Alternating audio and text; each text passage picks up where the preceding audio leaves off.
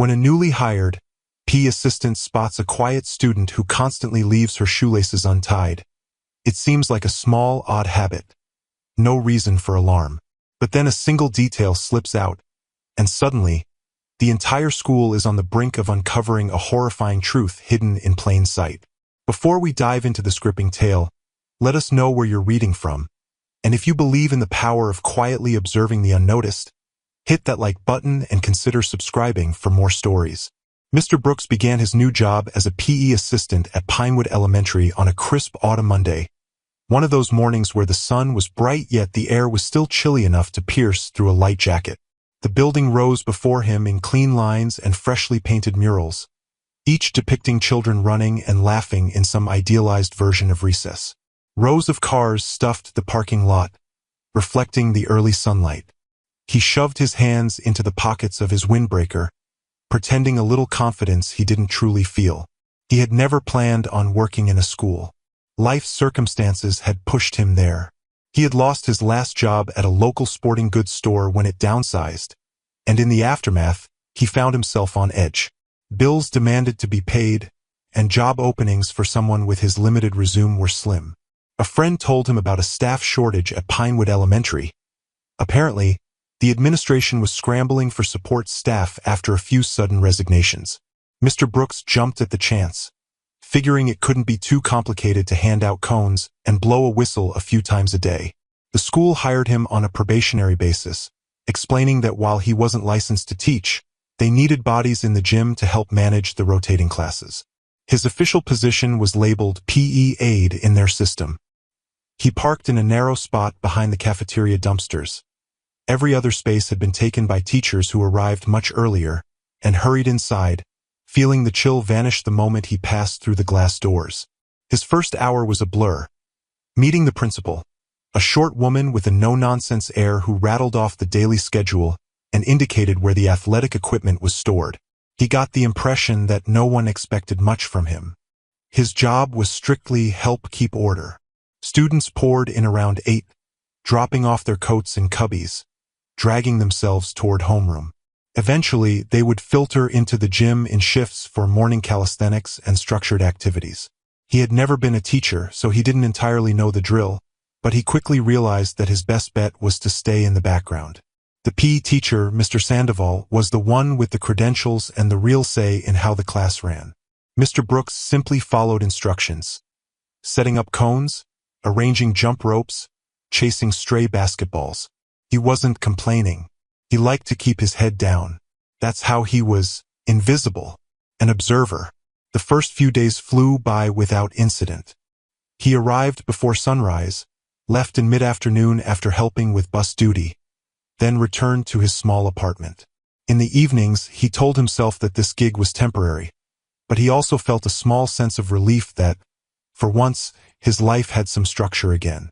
He had no illusions about making a grand difference. He didn't feel qualified to counsel, shape minds, or do anything especially heroic. All the same, he tried to be polite to the kids, nodding if he recognized them in the halls. Occasionally, one or two would wave. He liked that. A sense of belonging, no matter how slight, felt better than the emptiness of unemployment. Over the next couple of weeks, he started to notice patterns in the kids' behavior. Certain ones were always loud, always vying for the teacher's attention. Others hovered on the fringes, lost in their own world. Some wore bright clothes, while a handful seemed to cycle through the same worn outfits day after day. Mr. Brooks quickly identified those who came from families with less money or fewer resources. He recognized it because he had been one of those kids once, wearing the same shoes all year, even after his toes started curling up at the ends. Among these quieter kids was Savannah. She didn't appear particularly disheveled. Her hair was pulled back into a tight ponytail, though sometimes it looked like someone else had done it, as though forced into neatness. She wore baggy sweatshirts, nothing unusual. What struck Mr. Brooks was her behavior. Day after day, she lingered behind the group, drifting at least 5 steps behind her classmates.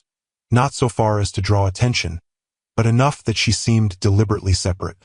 During warm-ups, when the others ran laps or performed jumping jacks, she circled the cones in a measured, careful way, almost like she was choreographing each step. She never volunteered for demonstrations or fun demonstrations that Mr. Sandoval liked to do. She never raised her hand to ask a question. He wouldn't have noticed her at all except for one strange detail. Her shoelaces were always untied. Plenty of kids walked around with undone laces, but they usually flopped around or tripped, and one of the teachers would bark, "Tie those up before you break your neck." The child would quickly fix it or double knot them. Savannah was different. She seemed to notice her own laces were undone. She would even stoop to tie them as if out of reflex, then pause, carefully pull the knot loose and stand up again. Time after time, Mr. Brooks watched her do it. It was as though she had been told never to walk with them properly secured. If she forgot, she corrected herself.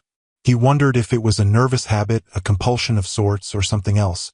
One mild October afternoon, after classes rotated out, he found himself cleaning up cones with Savannah still in the gym, rummaging through a backpack for her water bottle. She was alone. Her class had already gone to the cafeteria for lunch. Seizing the moment, he asked, "Hey, want some help with those shoelaces?" She straightened up quickly, almost startled. He tried to smile, not wanting to scare her. "I see them come undone a lot," he said gently. "I'm happy to show you a trick for keeping them tied if you want." Savannah didn't quite meet his gaze. She muttered, "I know how," and bit her lip. Then, as though a confession slipped out, she added, "Not allowed to. I haven't earned them yet." He frowned. "Earned your shoelaces?" He couldn't make sense of that. "What do you mean?" She just shook her head, backed away. It was like he'd intruded on some private code of hers. Then she grabbed her bag and shuffled out, leaving him standing by the cart of cones, feeling unsettled. He tried to brush it off. Maybe this was some odd form of discipline from her parents, like they withheld privileges until she did chores. But shoelaces? It didn't quite add up. He started noticing more. Little things like how during warm-ups, Savannah always stepped lightly, as though anticipating pain with each footfall. She wasn't limping exactly, but it was close, like there were hidden bruises or blisters she was protecting. One day, a teacher brushing past in the hallway dismissed it as "she's faking." That foster home had trouble with her. She's got a flair for the dramatic. Foster home. That word lodged in Mr. Brooks's mind, summoning images of state wards, caseworkers, and a tangled system. The teacher's tone was dismissive, almost resentful. He tried to piece together the scenario. Savannah was in foster care, presumably for reasons the staff wouldn't discuss with him. He overheard scraps of gossip in the faculty lounge. The phrase "she self-harms" came up once, along with mention of a meltdown last year. If that was true, maybe the shoelace thing was some manifestation of self-punishment. Or maybe it was a coded message. The more he thought about it, the more uneasy he felt. Days turned cooler, with October shifting into a damp, chilly November. The gym's floor often glistened from outside moisture tracked in by dozens of sneakers. One morning, Savannah arrived late, hugging her sneakers in her arms. She was barefoot, her feet pale against the wet concrete floor, leaving faint footprints as she walked. Mr. Brooks approached her, concerned. "Rough morning?" he asked softly, trying not to sound accusatory. She didn't answer right away.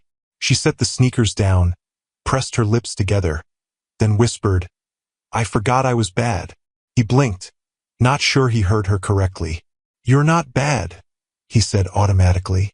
Then, remembering her words from before, he asked, "Why do you think that?" She looked at the floor.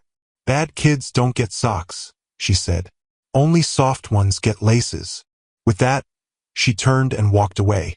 He felt a chill far colder than the November air. That afternoon, between class rotations, he wrote down everything he'd observed. The barefoot arrival, her exact words about bad kids and soft ones. He included a note about how she flinched when walking. Then, uncertain, he knocked on the door of the school counselor, Miss Harrell.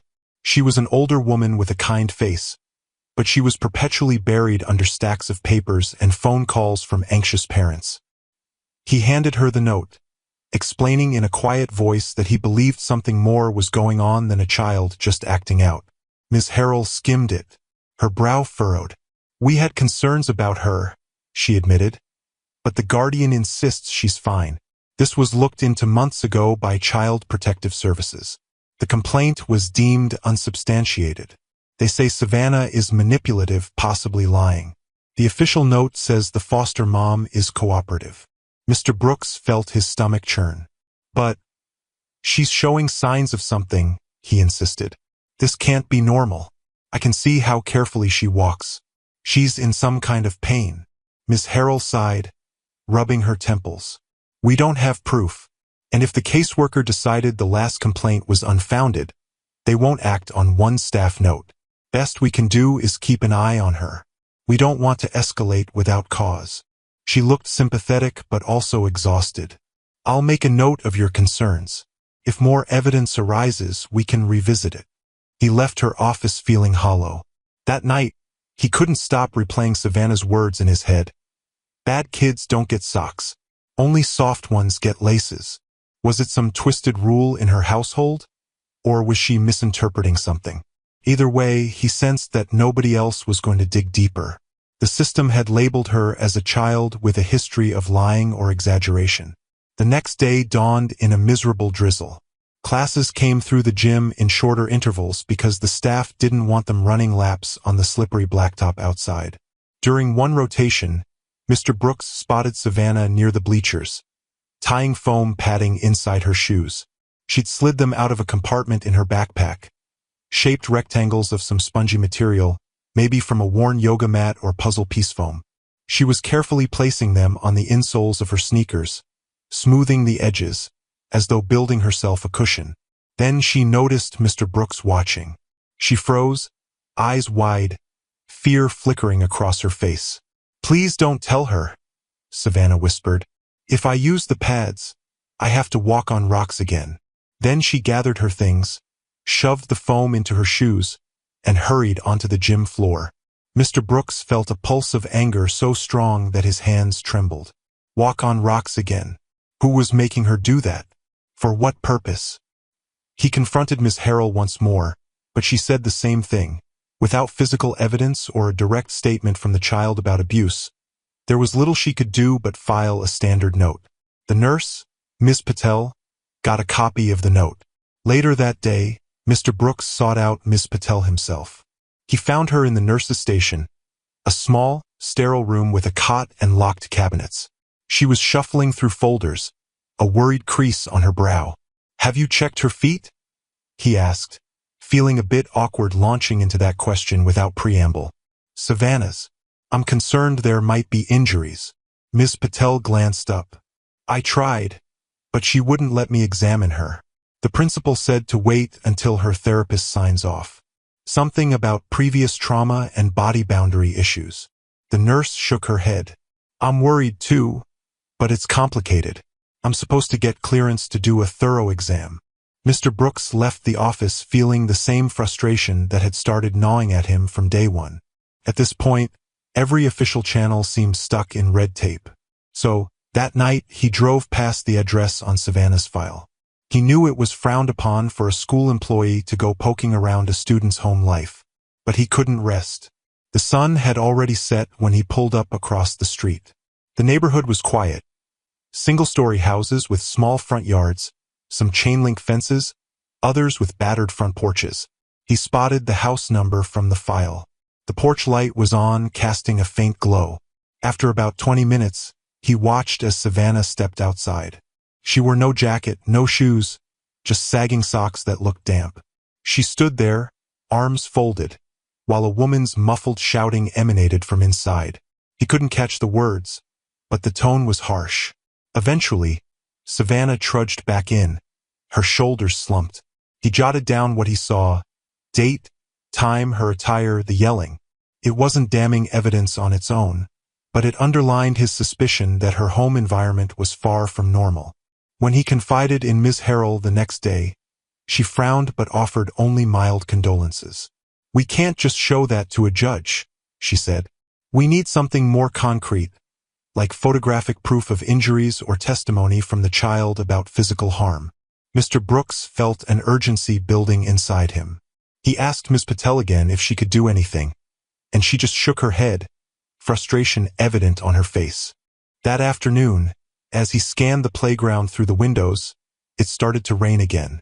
The weather matched his mood, dreary and gray, with no sign of improvement. Sometime after lunch, Savannah drifted into the gym with her class, now wearing socks, but they were thin, and the toes were frayed. She was limping more visibly than before.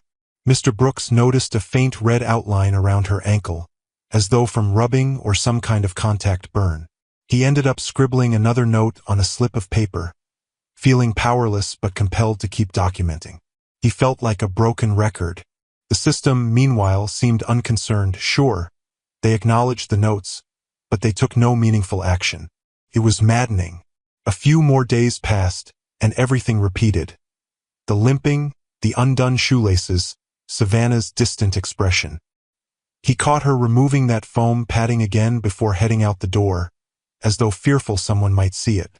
Her eyes darted around, terrified. He decided to take a photo. After the kids left, he found one of those foam pieces she'd accidentally left on the floor. He snapped pictures of it with his phone, wanting some record of the fact that she tried to cushion her shoes. The next day, as if responding to his rising desperation, the weather turned bitterly cold. A swirl of wind rattled the gym doors whenever someone opened them. That morning, Savannah walked in, her arms hugging her torso. The corners of her mouth were chapped, and she looked paler than usual. Mr. Brooks tried to offer her a friendly greeting, but she sidestepped him, avoiding eye contact. Then he saw why. There were new marks around her ankles, faintly purplish, almost bruise-like. He approached Ms. Patel again, heart pounding. "I saw new bruises around her ankles," he blurted, voice pitched low so the children dribbling basketballs couldn't overhear. "You have to check her." Ms. Patel wrung her hands. "She won't let me. I asked earlier." She pulled away and started to cry. "The principal said we can't force a medical exam without parental or guardian consent unless it's an emergency, and we need some immediate sign of danger." All day, Mr. Brooks stewed in frustration. He felt like the entire system was built to keep him from intervening. That evening, he returned to Savannah's house. The lights were off except for the porch lamp. He waited in his truck, engine idling, scanning the front yard. Through the gloom, he noticed socks hanging from a small vent near a space heater or maybe an external heating unit. They were a dull, grimy shade of pink, stiff as though dried from some sort of chemical or heat exposure. He took a photo with his phone, zooming in to capture details of the stains. A sense of dread coiled in his stomach. Those socks looked damaged, as though something harsh had happened to them, like they'd been burned or scalded. He didn't linger. He felt a twinge of guilt for intruding, but he needed tangible proof. Later that night, he called his cousin, a pediatric burn tech at the local hospital. He texted the photo, careful not to include any identifying detail about Savannah. His cousin called back in alarm. "Those stains," she said, "almost look like blood or fluid that seeps from blistered skin. It's possible that's from forced contact with something hot or abrasive. I see that kind of residue on bandages for kids with friction burns or forced contact injuries." Her tone hardened. "You might be dealing with abuse. Have you reported it?" He explained the runaround he'd been getting. She sighed heavily. "You need to push harder. If you suspect forced barefoot contact, that's serious. Document everything. Take it up the chain.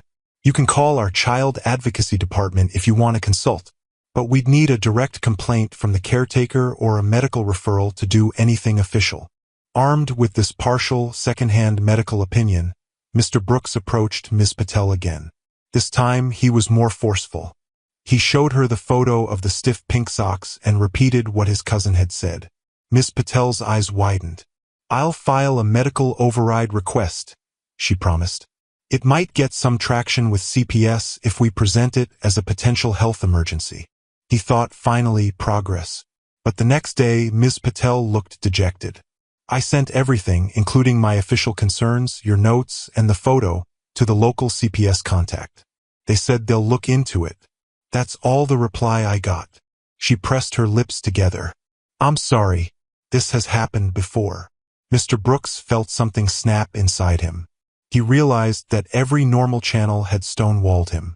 The next step was more extreme, gathering undeniable proof. He remembered how he'd installed small cameras in the sporting goods store once, after a wave of shoplifting. It was a long shot, but maybe he could replicate something like that at the school.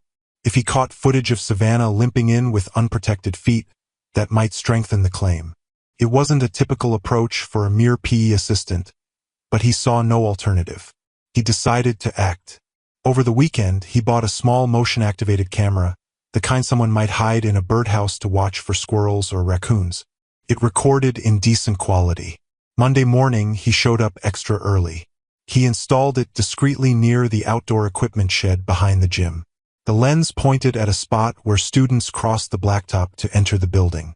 He justified it to himself as a measure for facility security. Technically, staff had the right to place cameras outside for safety reasons. He kept it low and angled to capture feet and ankles. If Savannah arrived in the same condition she'd been in before, the footage might show the limp, the lack of socks, or any sign of distress. He felt uneasy about the borderline ethical nature of this, but desperation fueled him. It took 2 days for him to catch anything. On Wednesday morning, the camera beeped, indicating it had captured movement. Later that evening, he sneaked back to retrieve the memory card. Sure enough, at 6:21 a.m., well before official arrival time, it recorded Savannah walking across the blacktop, apparently dropped off too early. She wore no socks, just shoes flapping around her heels.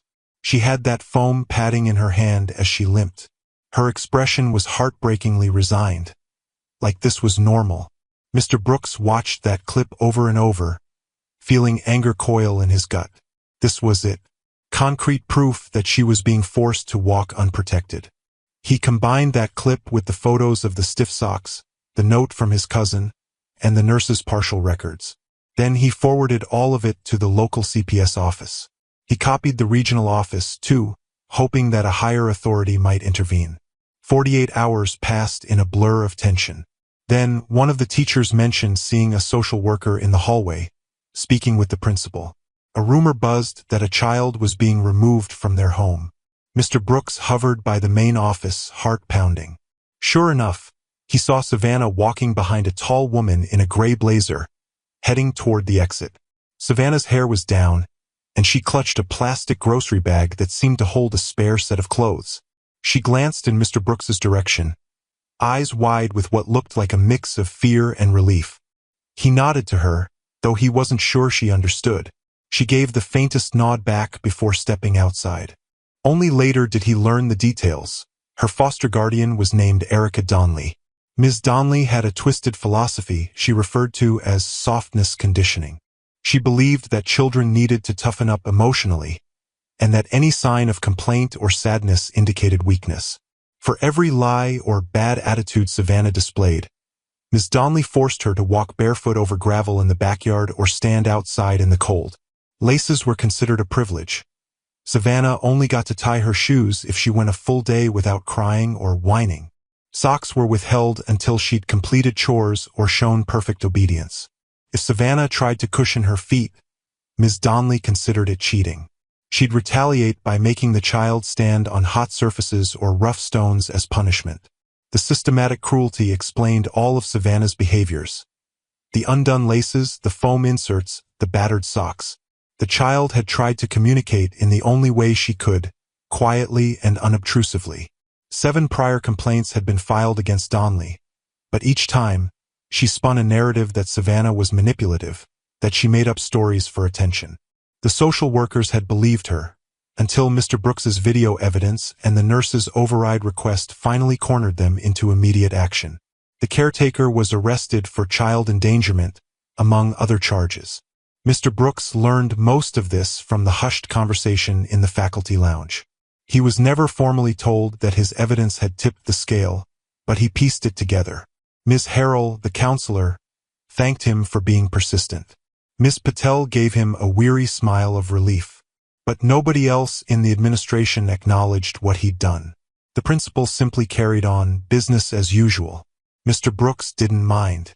The important thing was that Savannah was out of that horrible place. He had no idea where she'd go next.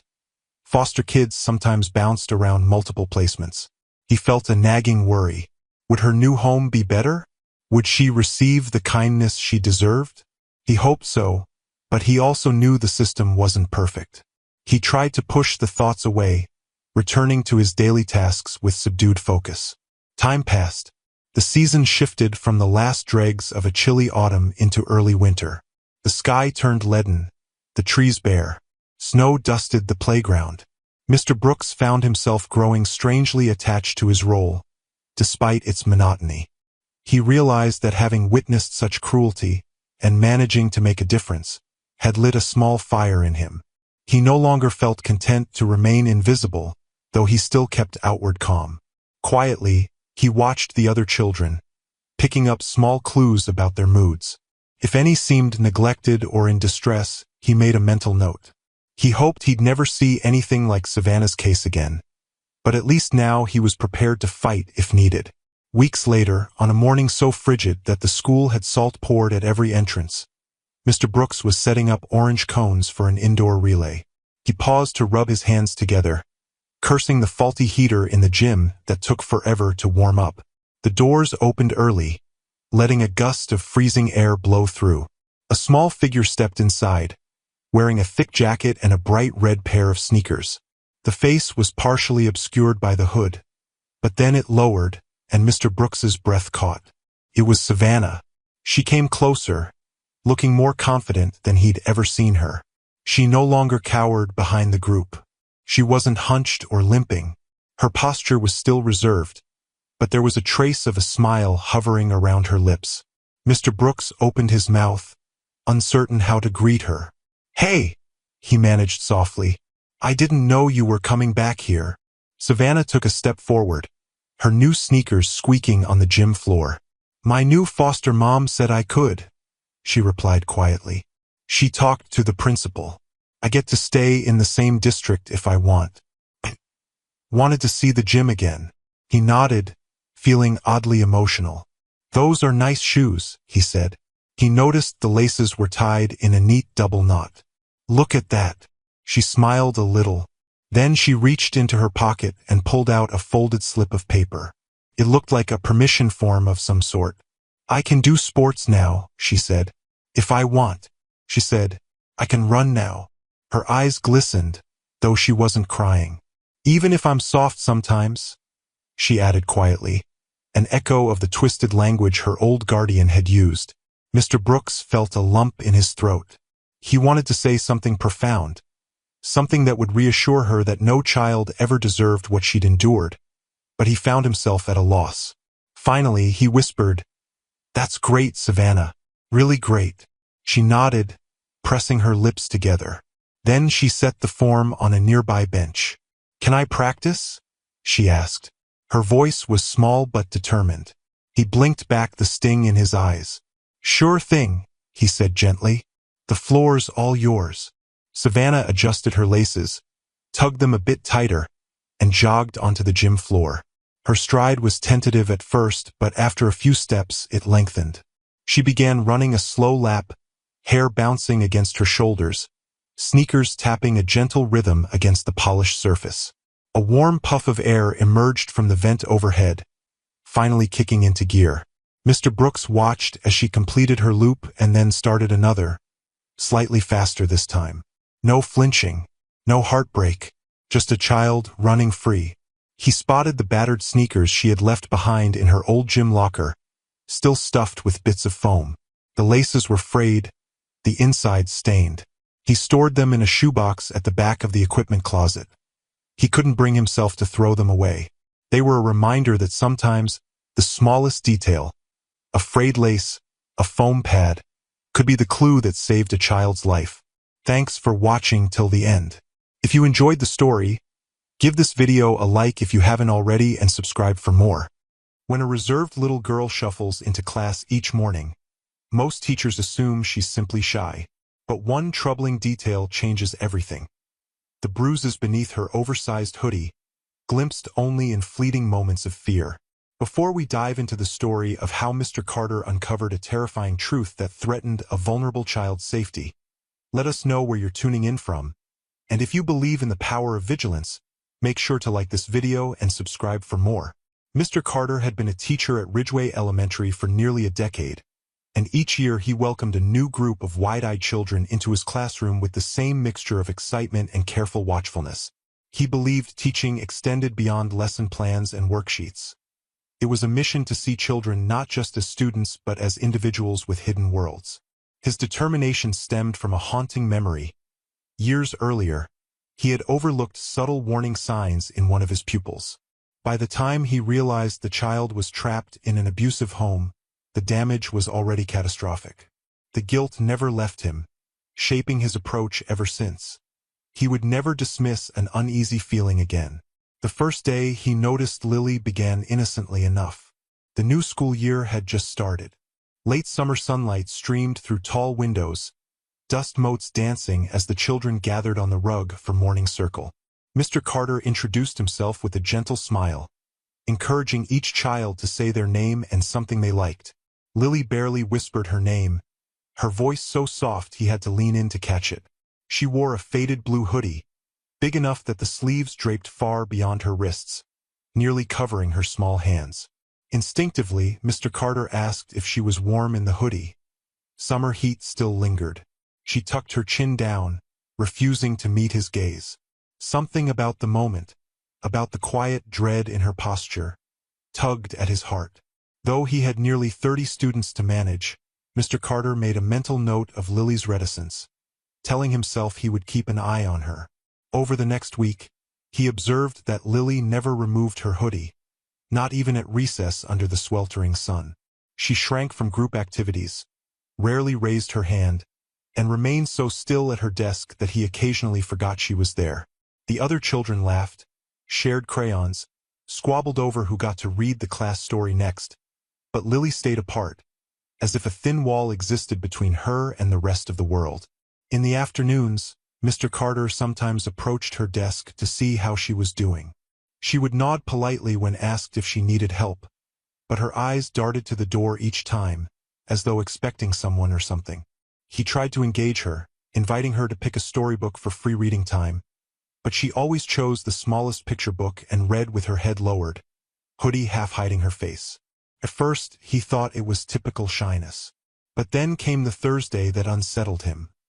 The classroom had grown sweltering, and sweat visibly shone on Lily's brow.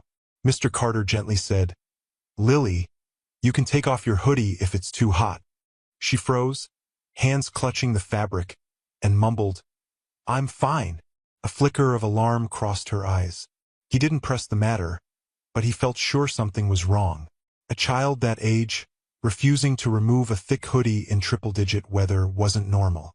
Night after night, the memory of that moment replayed in Mr. Carter's mind. He told himself not to overreact. Perhaps Lily was insecure about her appearance or had a mild sensory issue.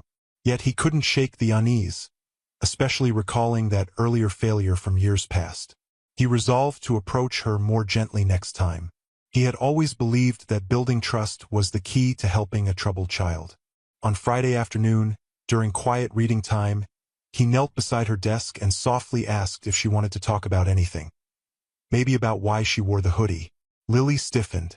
A tear glistened at the corner of her eye, but she brushed it away before it could fall.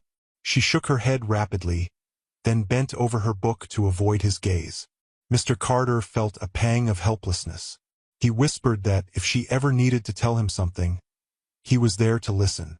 Over the following week, he tried subtler methods, praising her small achievements in front of the class, encouraging her to participate in art activities, or inviting her to help distribute materials.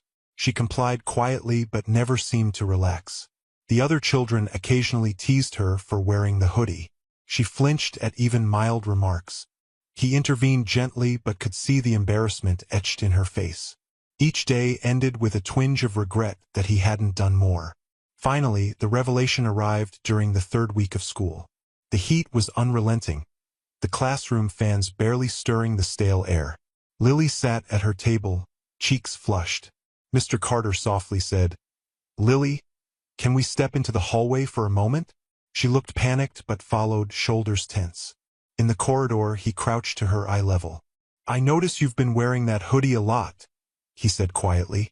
It's so hot today. Are you sure you don't want to take it off? She averted her gaze, hugging herself. He waited, letting the silence sit until she worked up the courage to speak. Eventually, she whispered, I'm not allowed. Her voice trembled, so faint he could barely hear. I'm sorry. Mr. Carter's stomach twisted. Not allowed by who? She pressed her lips together, tears welling. He placed a gentle hand on her shoulder.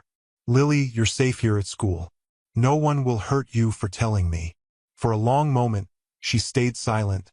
Then slowly, almost imperceptibly, she peeled back the left sleeve. The skin on her tiny forearm was mottled with bruises, some fresh and purple, others older and yellowing. Mr. Carter felt his heart clench. He inhaled sharply, fighting the urge to show alarm. Who did this? He asked in the gentlest tone he could manage. Her eyes filled with tears, but she didn't answer. She quickly slid the sleeve back down as though expecting punishment for having revealed the secret. Mr. Carter exhaled, anguish slicing through him. He told Lily they would figure this out, that he would help her. The haunted look in her eyes nearly shattered him. She mumbled something about her foster parents, and how they told her not to remove the hoodie, or else. She refused to say more. But from that small admission, Mr. Carter knew enough. He returned to the classroom, the rest of the day passing in a haze. The instant the final bell rang, he wrote a detailed report for the school counselor and principal, requesting immediate intervention. But Monday's meeting with the principal and the assigned social worker, Ms. Aldridge, brought an unsettling reaction. Ms. Aldridge was widely respected, a confident professional who had handled numerous cases. She listened politely as Mr. Carter described Lily's bruises and the hoodie incident. Then she tilted her head and said, I understand your concern, Mr. Carter, but Lily's foster parents are upstanding. They have glowing recommendations, and Lily's file only indicates mild behavior issues. The principal furrowed his brow. We can't dismiss the bruises, he said. Surely that's enough to spark an investigation. Ms. Aldridge nodded, but her tone was measured, almost dismissive. Of course we can do a check-in, but I've known the Harpers for some time. They're well-liked in the community. Let's not jump to conclusions about abuse.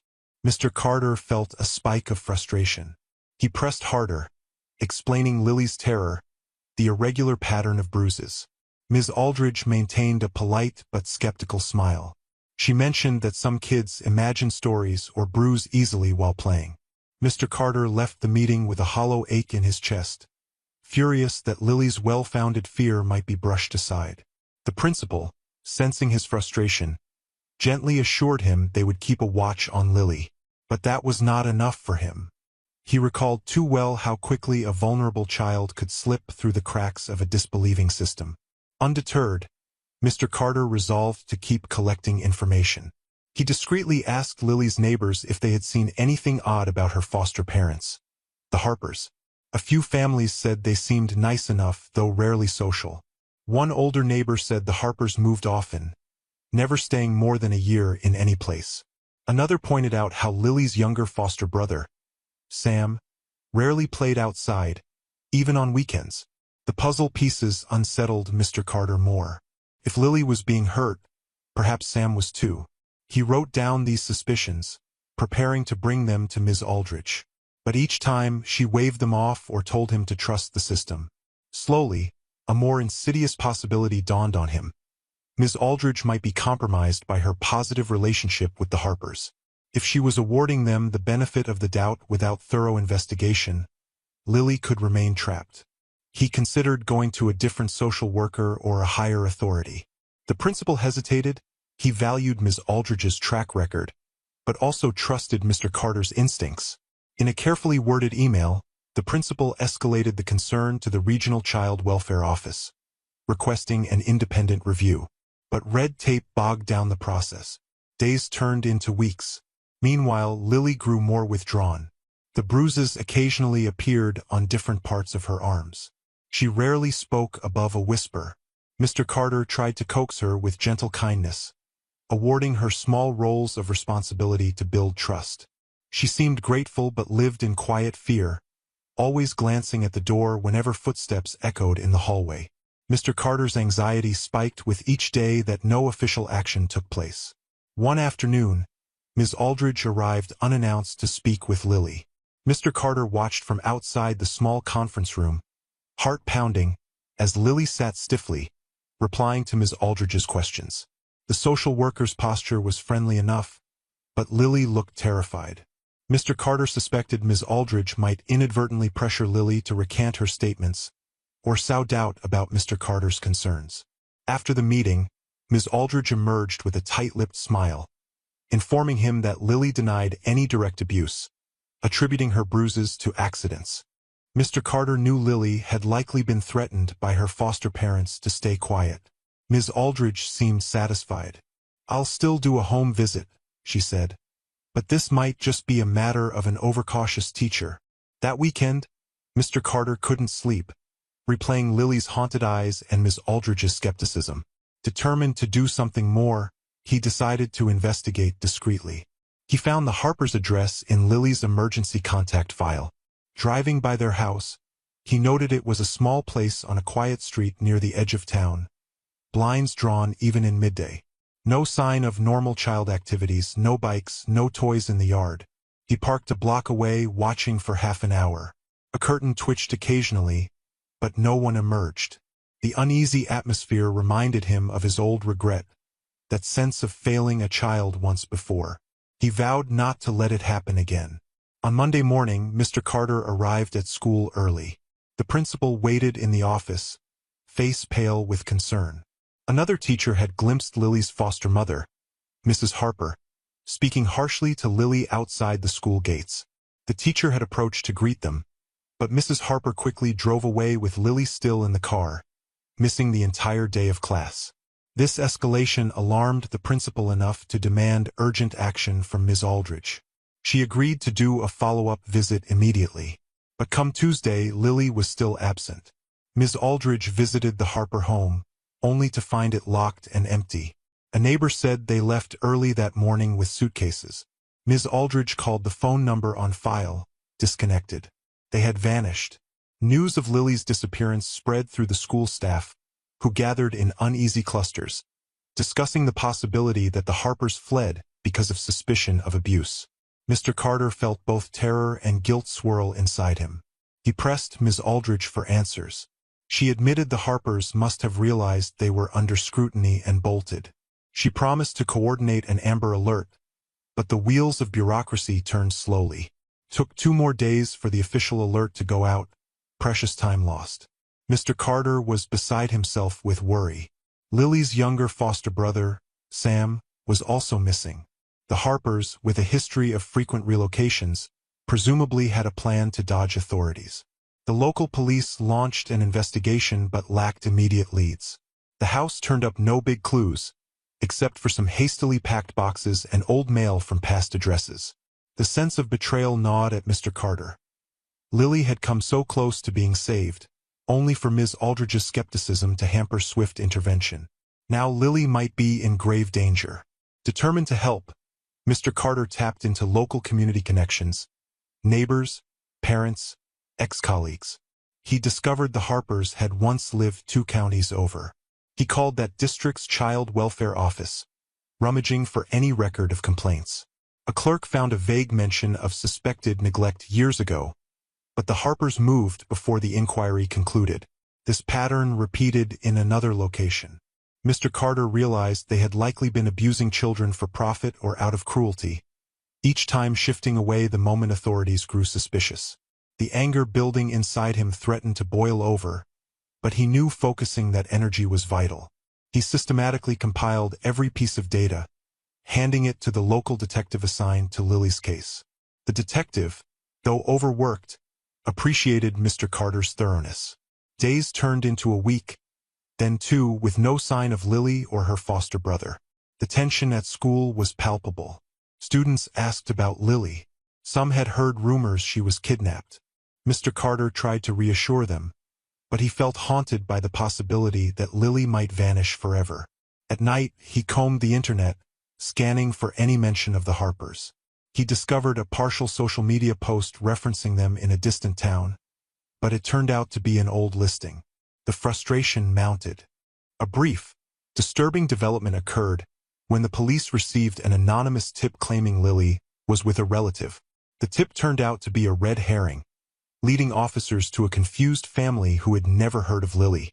That false lead wasted precious resources, fueling Mr. Carter's suspicion that someone might be deliberately misleading the investigation. Ms. Aldridge was forced to admit she might have mishandled the initial signs. She apologized privately to Mr. Carter, but her remorse did nothing to bring Lily back. Meanwhile, the stress took its toll on Mr. Carter personally. He found himself short-tempered, losing sleep. Some nights, he fell into nightmares of Lily calling for help behind a locked door. He confided in a longtime friend, Ms. Greer, a fellow teacher who knew his old regrets. She urged him to stay strong, reminding him that Lily needed him unwavering. Ms. Greer also suspected Ms. Aldridge might be compromised by her closeness to the Harpers or perhaps worried about tarnishing her track record. Mr. Carter felt a flicker of bitterness but tried to set it aside, focusing on Lily's rescue above all else. A break in the case came when a motel clerk in a neighboring state recognized the Harpers from the Amber Alert flyers that circulated online. The clerk reported seeing them with 2 children, quickly departing after only one night's stay. The clerk recalled the father, Mr. Harper, acting jittery, paying in cash, refusing to provide ID. Police rushed to the area, but the Harpers were gone. Still, it was the first real lead in 2 weeks, confirming Lily was alive. The sheriff's department enlisted help from multiple jurisdictions, raising the priority. An updated Amber Alert encompassed more states. Yet each time the net tightened, the Harpers slipped away. Mr. Carter spent every spare hour calling shelters, motels, rest stops, describing Lily, her younger brother, the Harpers. Some calls yielded possible sightings. Others turned up nothing. He rarely had time to eat properly, let alone relax. He recognized he was crossing a line from caring teacher to obsessed investigator, but he couldn't watch passively. Ms. Aldridge tried cautioning him that he might hamper official efforts. He nearly snapped, reminding her how her skepticism let the Harpers vanish in the first place. The tension between them grew thick. A turning point arrived late one night when Mr. Carter, scanning an online missing persons forum, found a newly posted comment. Someone claimed they saw a strange family at a rural gas station in a border town. The mother wore sunglasses indoors.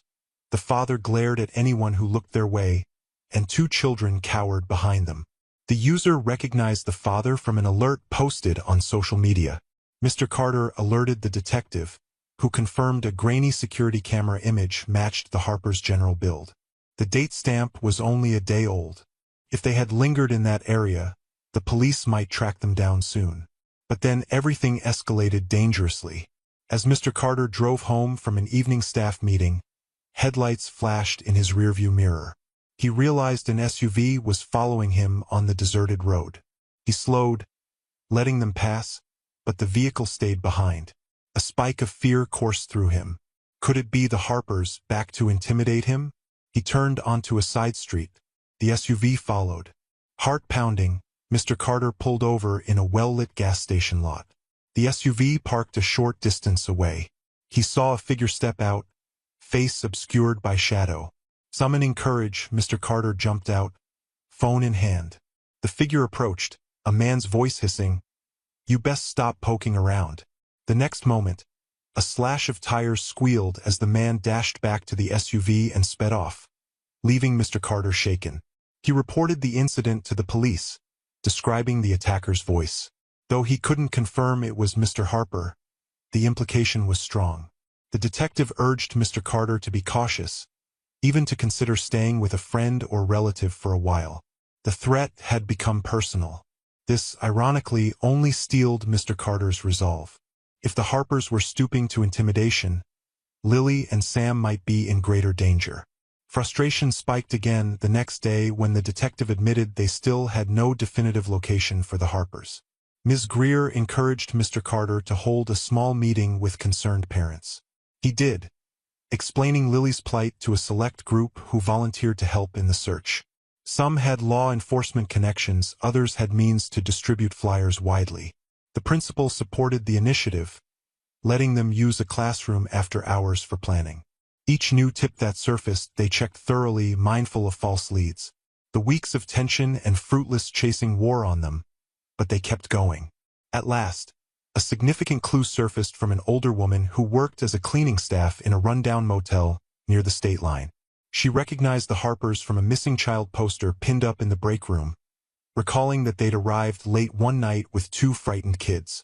They left early in the morning but paid for 2 more nights, perhaps to throw off suspicion.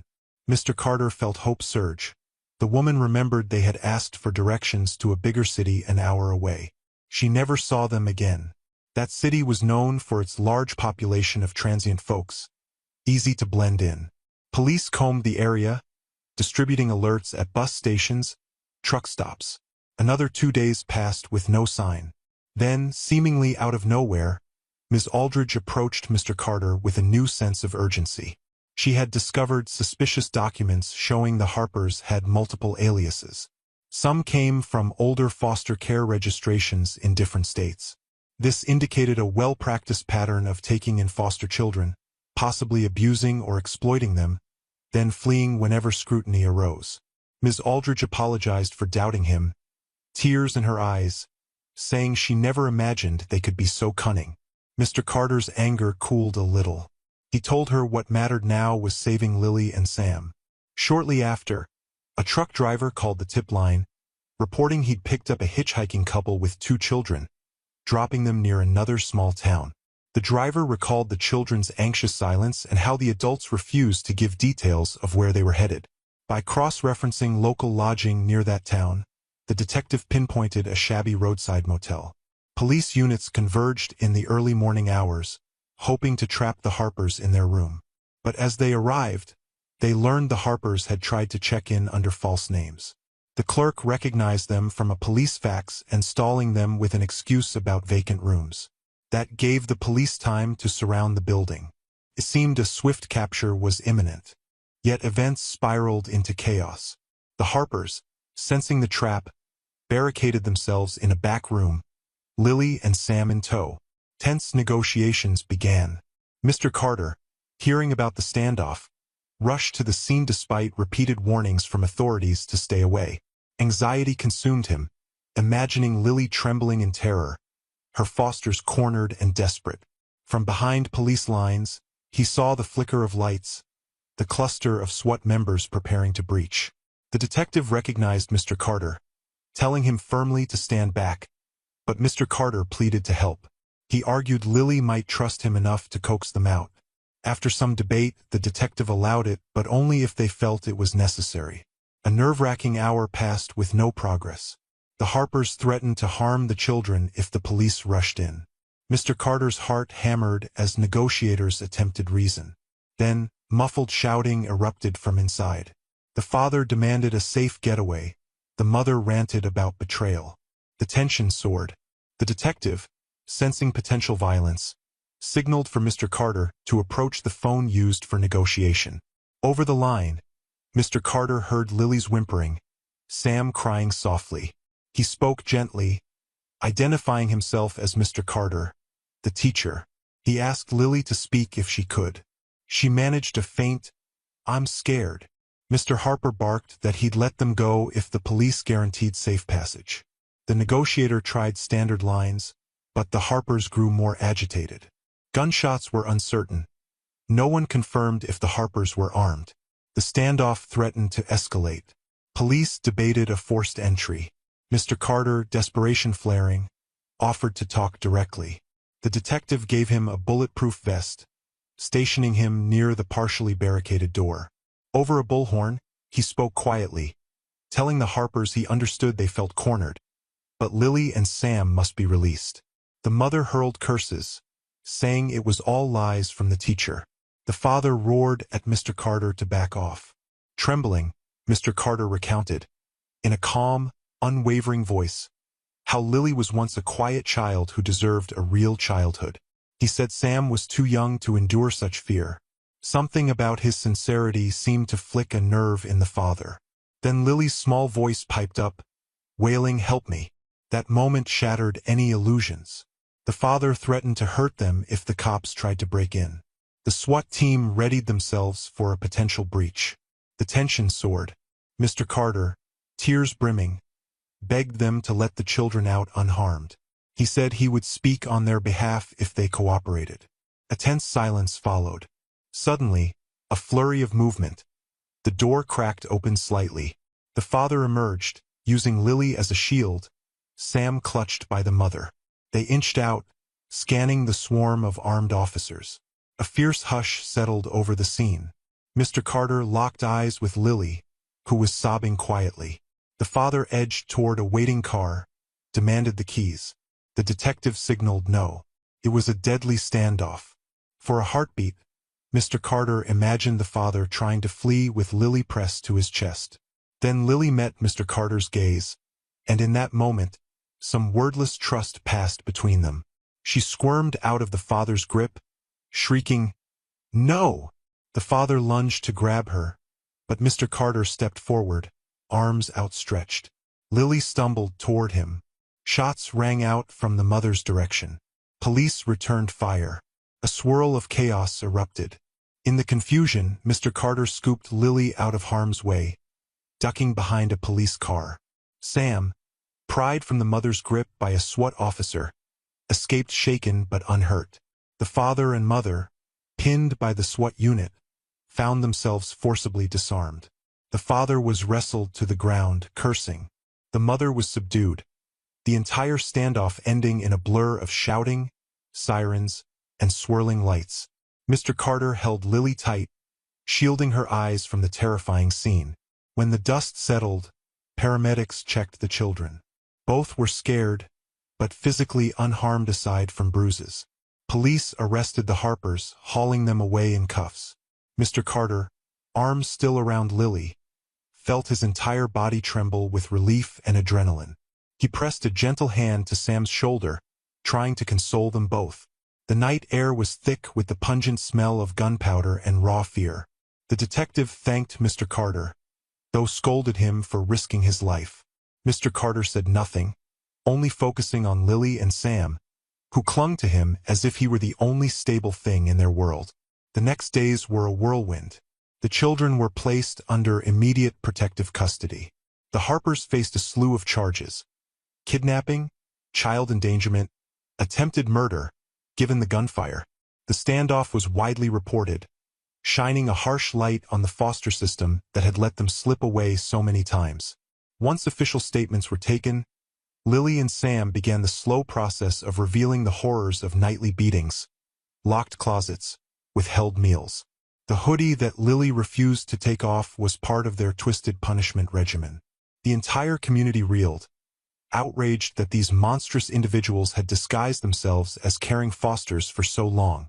During the trial, the Harpers tried manipulative tactics, blaming each other, forging stories of innocence. But the evidence was overwhelming. The injuries, the testimonies, the cross-state flight, the standoff. Lily, with extraordinary bravery, testified about her humiliations and fear, describing how the father threatened to brand her if she exposed their secrets. Sam, though younger, confirmed the father's rages, the mother's cold complicity. Mr. Carter also took the stand, recounting how he first noticed Lily's bruises and overcame official skepticism. The tension peaked when Ms. Aldridge testified, her voice laced with regret, admitting she initially doubted Mr. Carter's concerns. She apologized to Lily.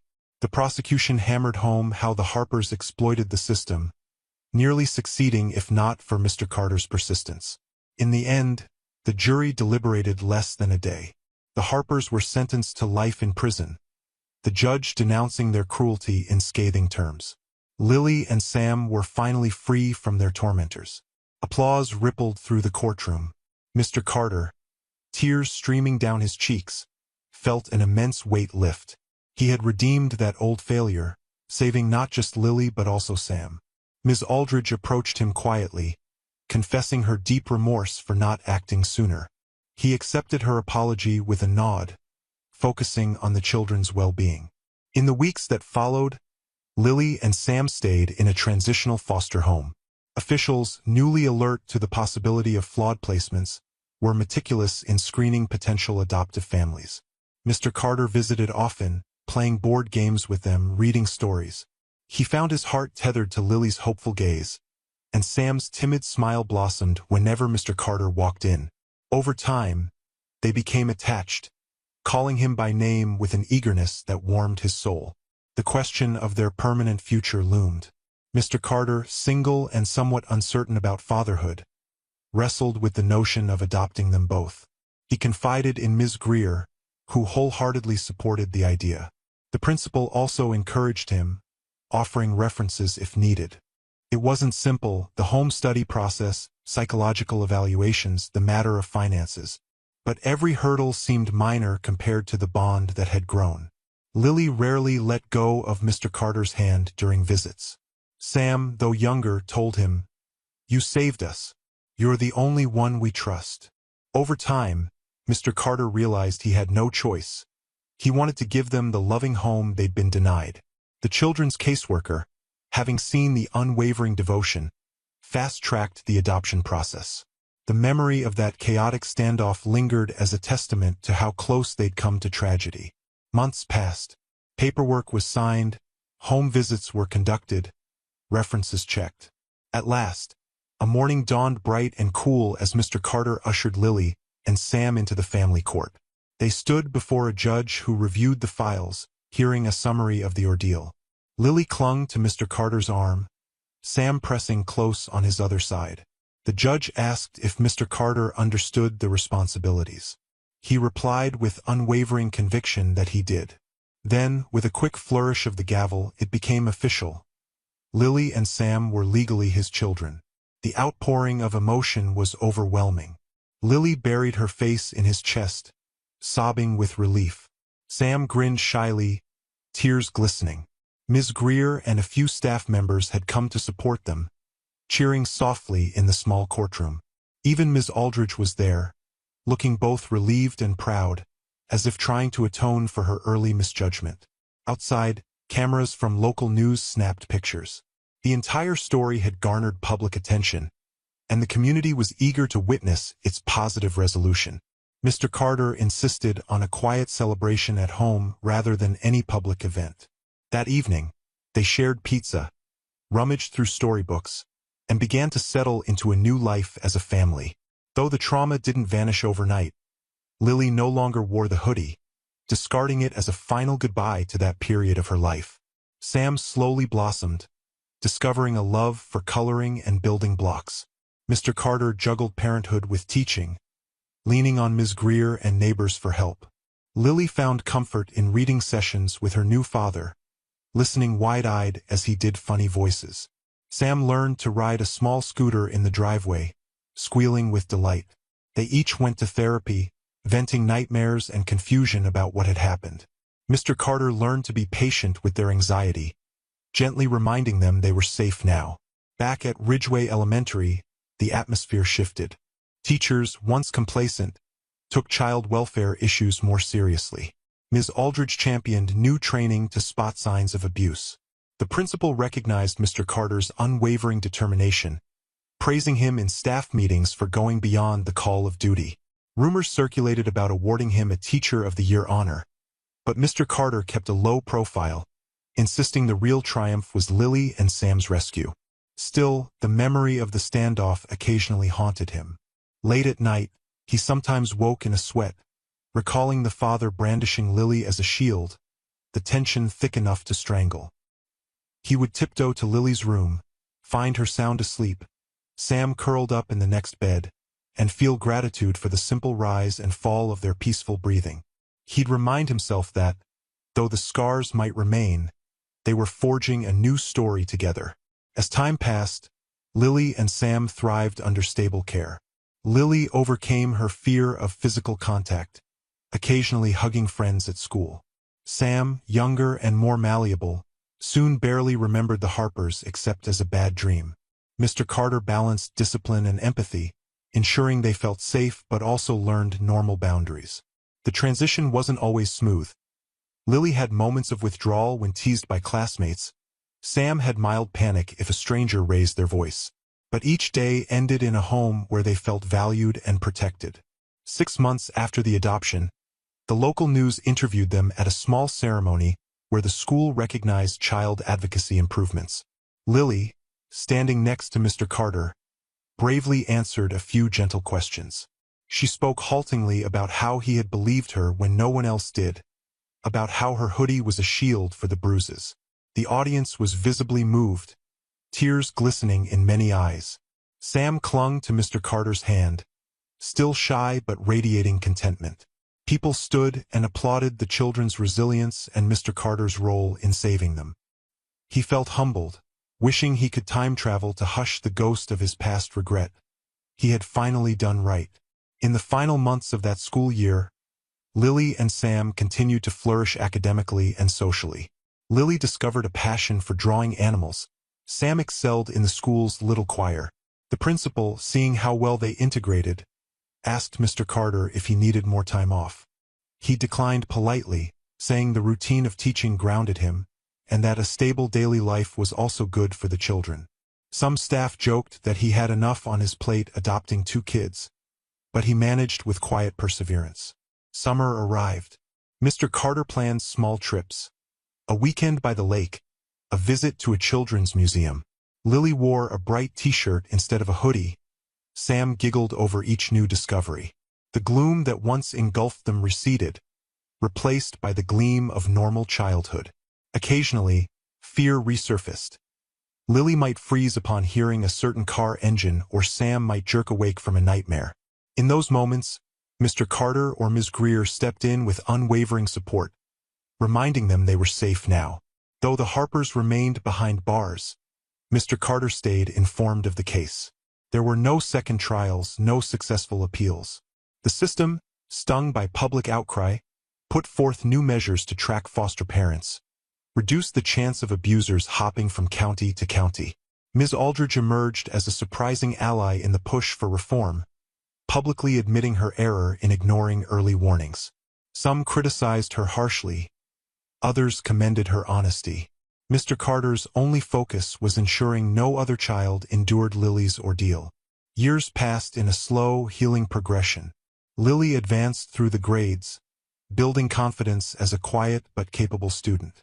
Sam became an outgoing presence on the playground. Mr. Carter remained the gentle, caring teacher who had turned vigilante for them. Their home was full of small joys. Bedtime reading, family dinners, the children's artwork pinned on the fridge. Each marker of normalcy felt miraculous compared to the terror they once knew.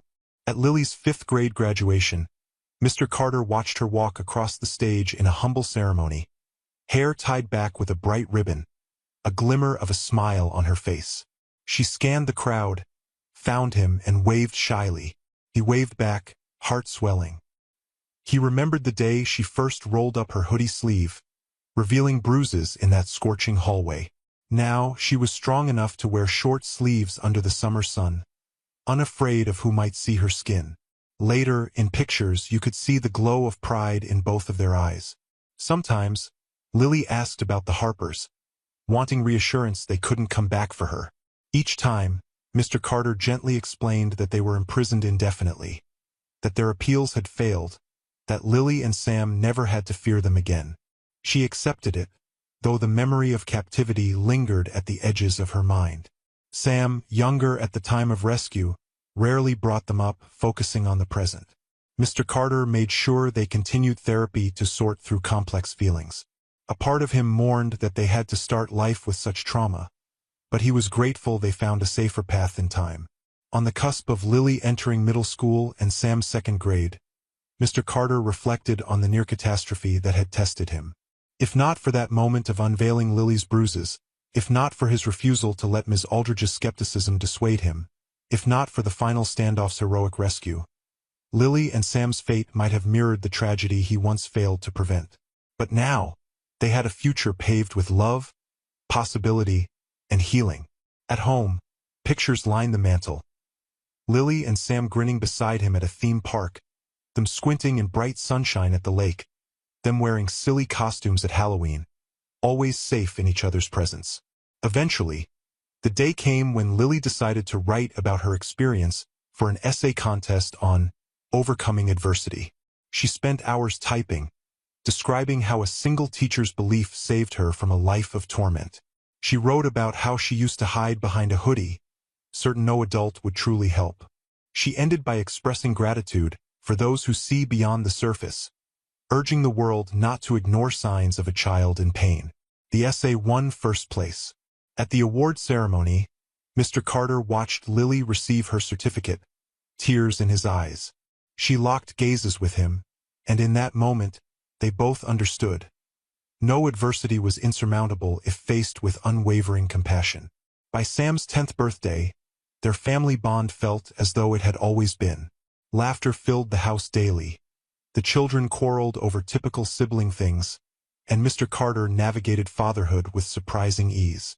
Ms. Greer, his longtime friend, teased him occasionally about how he was turning into a soccer dad, balancing chores with lesson planning. But Mr. Carter wouldn't trade it for anything. The old regret, failing a child once, had found redemption in saving Lily and Sam. The lesson hammered in his heart was that vigilance, empathy, and perseverance could truly alter a child's destiny. In time, Lily and Sam gained new friends, formed new memories, overshadowing the bleakness of their early years. The Harpers' trial and sentencing became a reference point in local training programs for foster agencies, a case study in how cunning abusers might exploit trust. Mr. Carter found himself speaking at a small conference once, at Ms. Aldridge's invitation. He recounted his perspective. The subtle signs, the bruises concealed under a hoodie, the deception by a respected couple. The crowd listened intently, many nodding with recognition of how easily a system can be duped. He ended his talk by emphasizing how important it was to trust gut instincts when a child displays fear. The applause that followed felt like a tribute not to him alone, but to Lily's courage in letting him see the truth. Eventually, as Lily approached high school, her face glowed with a poise unimaginable when Mr. Carter first saw her cowering in the corner. She joined the school's art club, painting bright scenes of forests and lakes. Sam, now in upper elementary, displayed a comedic streak, enjoying making people laugh with silly puns. Their home was filled with ordinary joys, weekend pancake breakfasts, shared movie nights. The memory of the standoff, the menacing threat, receded into the background, replaced by the everyday triumph of normalcy. Yet occasionally, in quiet moments, Mr. Carter recalled the final confrontation at that motel. The chance that Lily or Sam might have been harmed weighed on him, reminding him how close the outcome was to tragedy. He recognized how fortune, combined with his unstoppable resolve, shaped the happy ending. He reminded himself that not every story had such a resolution. That knowledge drove him to remain an advocate, to keep an eye out for any student who might show the faintest sign of hidden bruises, fear, or secrets. At staff meetings, he gently championed that approach, encouraging colleagues to follow the same unwavering vigilance. Ultimately, the community recognized him for more than just his teaching. He became a beacon of child advocacy, a living testament to the power of not turning away. Lily's face brightened each time someone recounted how her dad saved her. She seemed proud of him, just as he was proud of her determination to heal and to share her story to inspire others. Sam, more carefree by nature, just enjoyed calling Mr. Carter Dad, well aware that the safe arms that tucked him in at night were the same that pulled him from that final standoff.